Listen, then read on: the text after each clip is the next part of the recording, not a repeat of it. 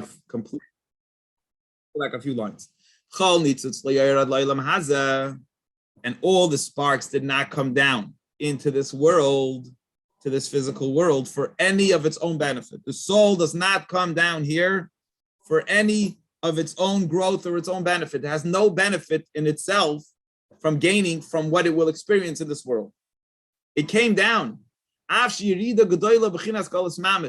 It came down to this world, even though it was tremendous loss for the soul coming down in exile. Could you imagine the exile of the soul being taken from its pristine holy state, experience godliness out of a body experience, and the tremendous spiritual state, not limited to all the confines of the body. Imagine it doesn't have all the addictions and the struggles that the body has and the limits, the intellectual limits the body has. It experiences it in a much higher state.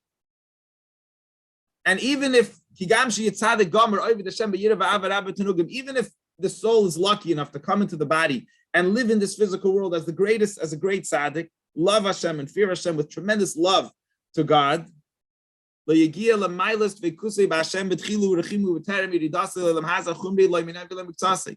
will never, no matter how holy it becomes in this world, no matter how big of a tzaddik is, no matter how much he loves Hashem and contemplates on God's godliness, he will never, ever reach a drop of the original state that he had before he came down to this world.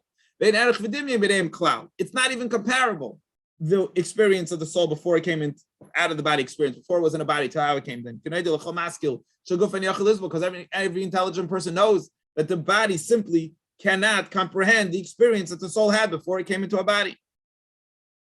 So it would be, being that the body, if you wanted to give the body the experience of the soul that it had before the body wouldn't be able to handle it.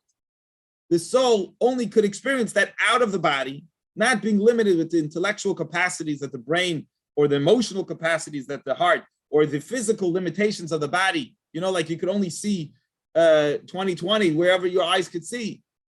You can't see past the wall. The soul, I don't know, sees out-of-body experiences, could see and think and experience everything in a much higher, different way. So it doesn't matter how holy you become now, it doesn't matter how big of a tzaddik, how great you understand Hashem, it's never going to be comparable to its experience, to its out-of-body experience we've come into this body. So then why did the soul come down here? Not for the benefit of the godly soul at all. This is the point we want to make in this chapter of Tanya. It came down there not for its own growth or own benefit. It simply came to help out and fix the world itself. So the soul is totally selfless.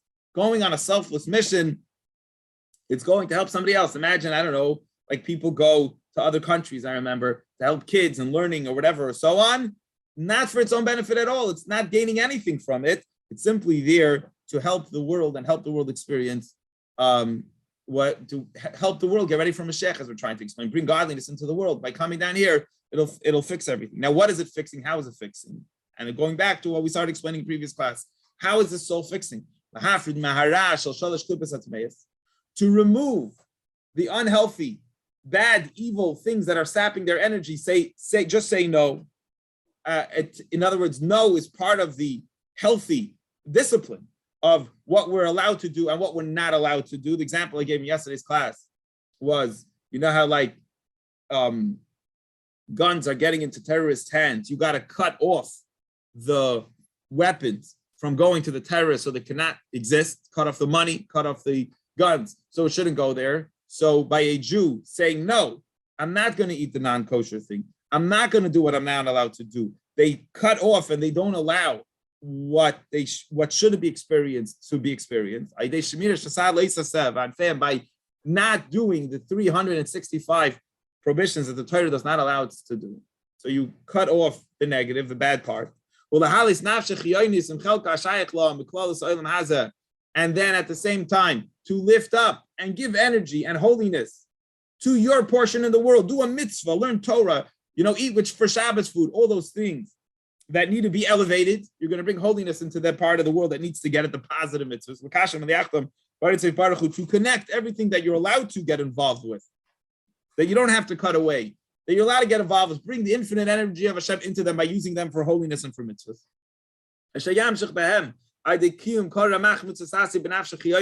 That you're going to do through actively doing the 248 mitzvahs that one, the positive mitzvahs, the mitzvahs that one needs to do, you're going to do them. You're going to elevate everything in your sphere, in your part of your world, in your life, where you need to elevate.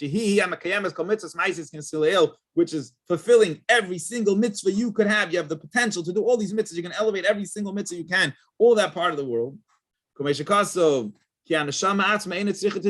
it actually says this message in Eitz Chaim, that the book of Kabbalah, that the soul does not need any fixing.